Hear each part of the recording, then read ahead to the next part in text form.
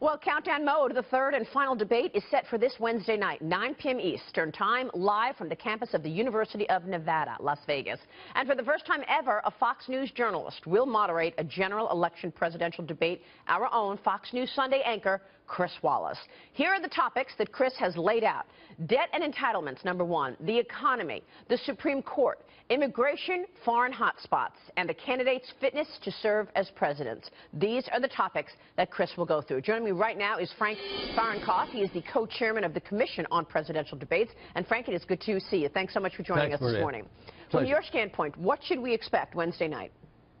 Well, you know, the focus of the Commission on Presidential Debates has always been to educate, help educate the voters on where the candidates are on the major issues. And as Rudy just explained in your interview prior to my coming on, Chris Wallace has laid out some really critical issues that, as far as I know, really have not been discussed in detail in the prior debates.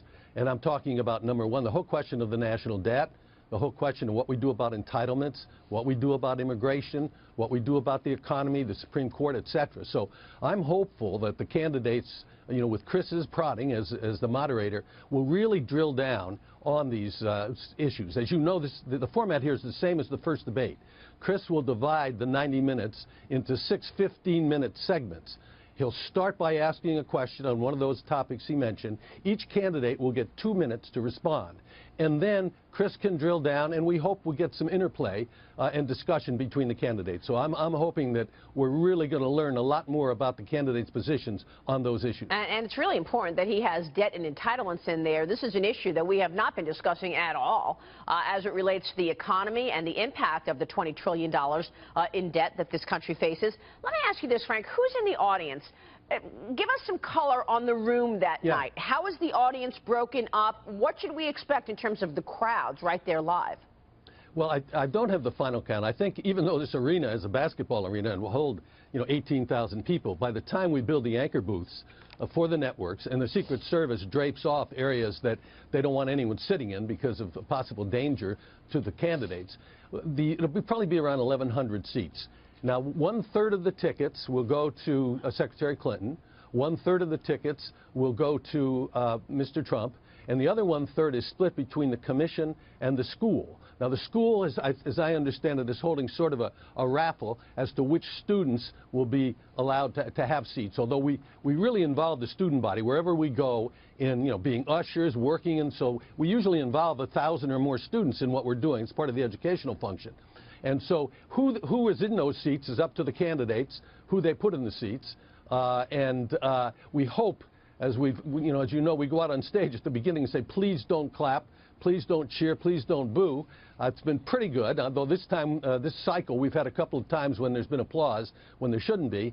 And I'm sure that Chris will warn the audience of that also. Yeah, and so how does that sort of play into the dynamic of it, the live audience, and how you divvy up the seats? Well, that has nothing to do with it. I mean, we don't make that determination. We don't ask, you know, who they're going to have in their seats and where they're going to sit. That's up to them. They have the tickets. Right. But historically, we've really had a lot of luck by keeping the audience out of it, because you know what happens when you applaud, you take away time from the candidates and from the moderator. I think the reason we're having problem this time, Maria, is those primary debates that were held for so many months, and people were cheering and yelling, and so it's hard to go back to where we were in past cycles when there really was not that sort of interruption. Yeah, I was there, and it was difficult when you had 16 people on stage, certainly during the primary. Let me ask you this, Frank. In terms of the polls this morning, we were just talking about them with Rudy Giuliani, and I've got Newt Gingrich coming up to talk more about that. What's your take on that? Does that tell you anything about where we are leading into this debate, which, of course, is going to be critical?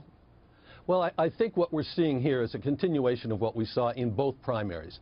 The American people have fundamentally, for a couple of years, been very unhappy with most institutions. It's not only with Washington, Congress, the White House, but, you know, with some of the problems. I'm Catholic, I know you are. The problems in the Catholic Church, corporations, banks. So there's an uneasiness, an unhappiness among the American people, and they're looking where they're going to go to make the right decision for the future. Right. And real quick, Frank, I know that Chris has released the topics. Will anyone see those questions that Chris is going to be asking before this debate?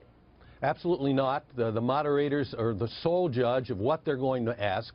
We, the commission, don't see them. The candidates don't see them. The campaigns don't see them.